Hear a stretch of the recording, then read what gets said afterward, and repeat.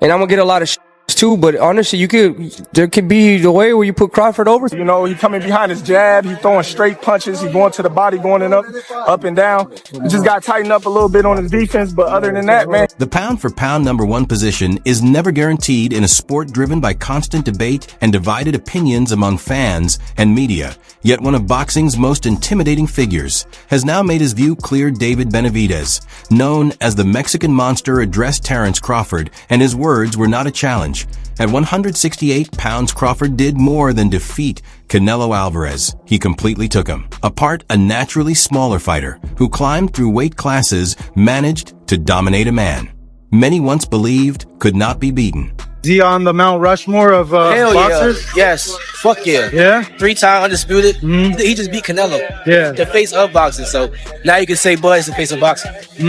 Greatest of all time, or? Greatest of all time. Yeah. I don't feel like it can never be one great, but he definitely one of the greatest of all time for sure. David Benavidez understands what it takes to succeed at the highest stage because he has captured world titles multiple times and remains undefeated. His comments about Terence Crawford went far beyond simple compliments. In a sport where pride and bold callouts usually dominate, Benavidez took an unusual approach. Instead of just giving credit, he placed Crawford alongside boxing's Mount Rushmore, ranking him among the all-time greats. In his eyes, Crawford is not only elite, but a rare talent who has left a mark on history in a way very few fighters ever achieve. Terence Crawford, because, you know, he beat, he did something I didn't think he was going to do. You know what I mean? He went and he beat Canelo. You know, that's 3 weight classes going up. You know what I mean? And he made it look pretty easy. So you have to give it. Coming from a fighter considered one of the biggest threats in the division, that level of respect carries serious weight. After watching Terence Crawford rise through divisions and collect championships, David Benavidez openly acknowledged his greatness. What stood out even more was the reason he gave when asked what impressed him most. He did not mention speed, movement, or stance switching. Instead, he pointed to something that cannot be taught, which is heart. He was struck by the way Crawford chose to trade with a naturally stronger puncher like Canelo Alvarez in the later rounds, despite already being comfortably ahead on the scorecards. What me the most was Crawford's ability to stay focused in the fight, and not only just to stay focused in box, but he also got rugged in there. You know what I mean? He started balling with him towards some late rounds. You know what I mean? That's something I appreciate in a fighter. You know what I mean? He was already up. He could have chose to just box, but he went in there and he tried to brawl with him in the last round. So that's really what impressed me. His heart more than anything impressed me. Terence Crawford was not satisfied with simply securing a victory. He aimed to take full control of the fight. It is that inner edge within him, a relentless instinct to finish strong and assert dominance that refuses to let him settle for just getting by. You know, it's a good fight for both of them. Good fight for, I think it's more important for Crawford than anybody, you know, but I think if anybody could beat Canelo, I think Crawford could. Yeah, I know you said, like, he could be the guy. What kind of a chance do you ultimately give him?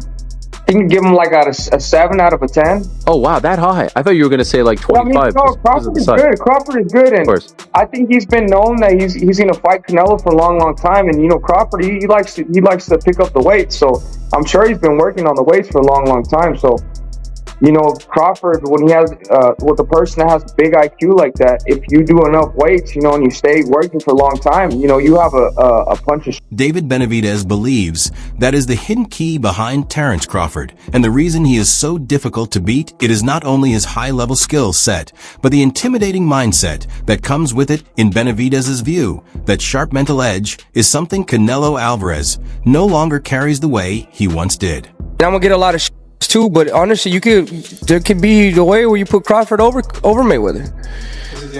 Because of going up, you didn't see Mayweather go up from 147 to 168. That's crazy, bro. And not even, and honestly, I thought Crawford was gonna have more of a hard time because he had a hard time with Madronov.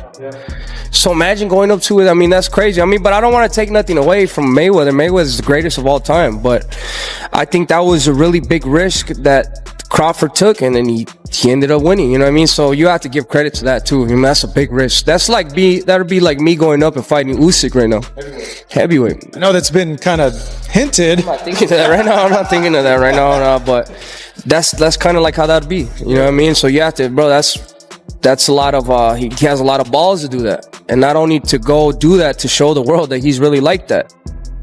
the compliments directed at Terence Crawford also carried sharp criticism toward Canelo Alvarez, because David Benavidez used that moment to point out what he believes went wrong after Crawford established himself among the all-time greats and finally faced a rival he had pursued for years. The result was a decisive defeat for Canelo. Benavidez explained that the loss was not about lacking talent or strength, but about mindset. In his opinion, Canelo's ego became his biggest weakness. He said it was more than just a defeat, it was a lesson. According to Benavidez, Canelo showed disrespect to both his opponent and the sport by underestimating the challenge. He believes Canelo entered the bout convinced he could simply move forward, land one clean punch, and end the night, but that confidence proved costly. Happy that he lost.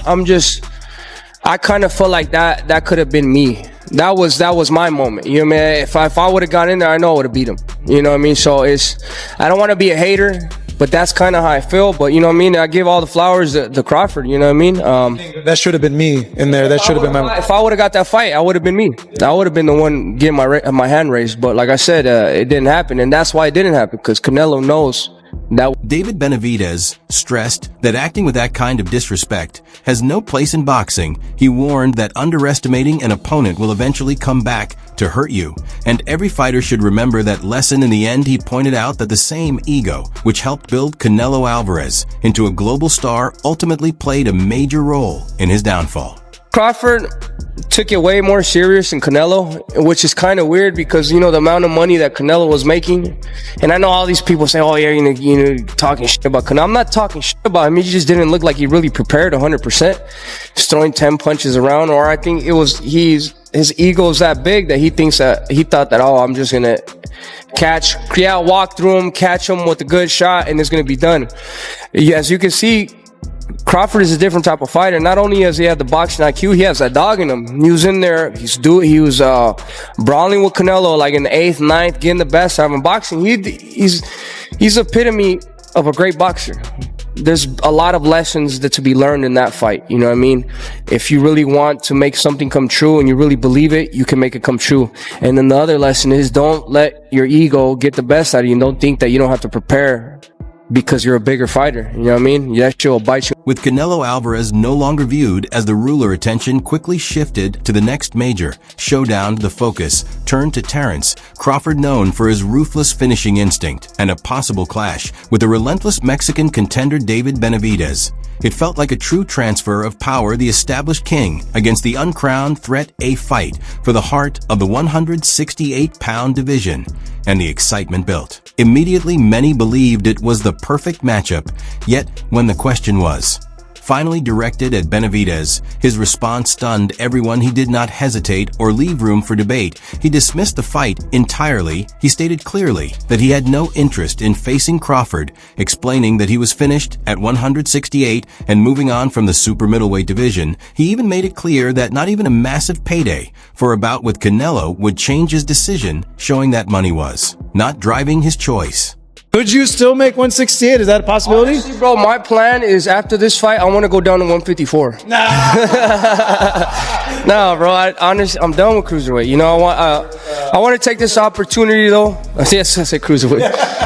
I want to take this opportunity to, you know, congratulate Crawford. You know, he put a hell of a performance. He's up there in the Mount Rushmore of the greatest fighters of all time.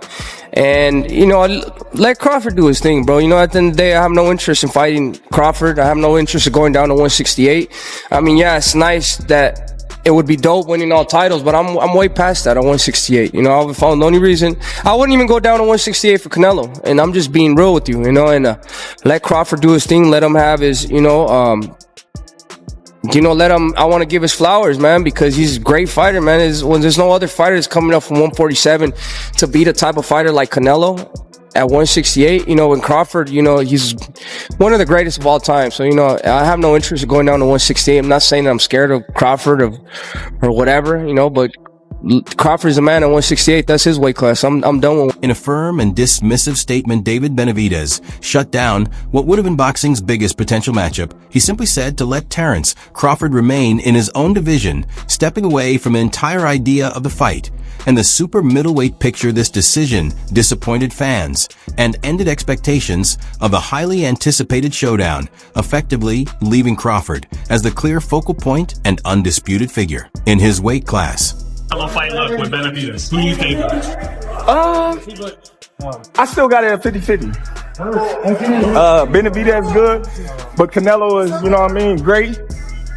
We just gotta see the fight, man. We all want to see the fight. Do you think he gets him to the body? Because Bivol was landing a lot of body shots. I don't know. That's why I said we gotta watch the fight. You know what I mean? It's a different style, different type of fighter. You got two strong fighters going head to head. Is Canelo the only 68 fighter? Would you consider a Benavidez? Yeah, Canelo the only one. But why would David Benavidez walk away as the top fighter of his division and move toward a weight class with different challenges and bigger opportunities? That question is often ignored. Benavidez has a difficult history. At 168 pounds, he became a two-time world champion, but lost both titles first after testing positive for cocaine and later for missing weight, making the division a painful chapter for him. Cutting down to 168 has never been easy, and now he is seeking a fresh start at 175 pounds. With thoughts of even reaching cruiserweight, his focus is on new goals and tougher opponents in the light heavyweight ranks, where elite fighters like Artur Beterbiev, Dmitry Bivol, and Gilberto Ramirez await challenges. Rather than revisiting the struggles of his old division, he wants to build a new legacy in a stronger and more competitive era of the sport. For the opportunity to fight, we've been in talks fighting Zurdo Ramirez for his belts at cruiserweight. So we're already in talks for that, you know, and then that's definitely a fight that has to happen because I used to spar him when I was 18 years old. All the way, you know, I sparred him a lot, so I know that's a pay-per-view fight. So it was a pay-per-view sparring session, so the fight is going to be, you know, way better. But yeah, definitely, that's in my sights. You know, I definitely want to go up to cruiserweight. You know, I want to be a reigning defending champion at light heavyweight and then make my way up. He is effectively handing the 168-pound recognition to Terence Crawford, even while showing genuine respect and choosing not to step into a fight with David Benavidez. Put 5, that's right. Wow. That's cheating. I love it. That is cheating. That's a heel turn. You the boss. That I love is heel. it. That's a heel turn. I love it. You got 5. Now, here's the thing. Wow. Roy at his peak. Just remember this. If Roy would have retired after the Ruiz fight, he would have replaced Sugar Ray Robinson as the greatest fighter of all time. I agree. Right? But he didn't, and the rest of that stuff is in there, right? So I get it. But Roy at his peak, I think, had a higher peak than anyone on this list. I agree. Okay, Manny Pacquiao, we've all said it a million times. I think he is, outside of Sugar Ray Robinson, I have Manny Pacquiao's second greatest pound-for-pound fighter ever. Floyd Mayweather never lost. And did he cherry-pick when and where? Yes. But guys, from 130, 135, he cleaned out 135. He beat the best guy at 130, beat the best guy at 135. Yes, did he pick and choose at 140, 47, and 54? Yeah, but he won all those fights. That's right. And he beat a lot of good fighters. And more than that, put Floyd at his best with anyone through history. You do not. It leaves the entire sport with a lingering question that makes fans think, is an oversized ego what cost opportunities for the biggest fights and prevented audiences from witnessing the ultimate super showdown? Or is David Benavidez simply choosing not to pursue a battle with a fighter he previously praised so highly on boxing's highest pedestal, Terence Crawford? The discussion remains open, and the debate will continue. The video ends here. If you enjoyed it, please press the bell icon, subscribe, and leave a like so you never miss future content. Share your thoughts in the comments, and I will see you in the next video.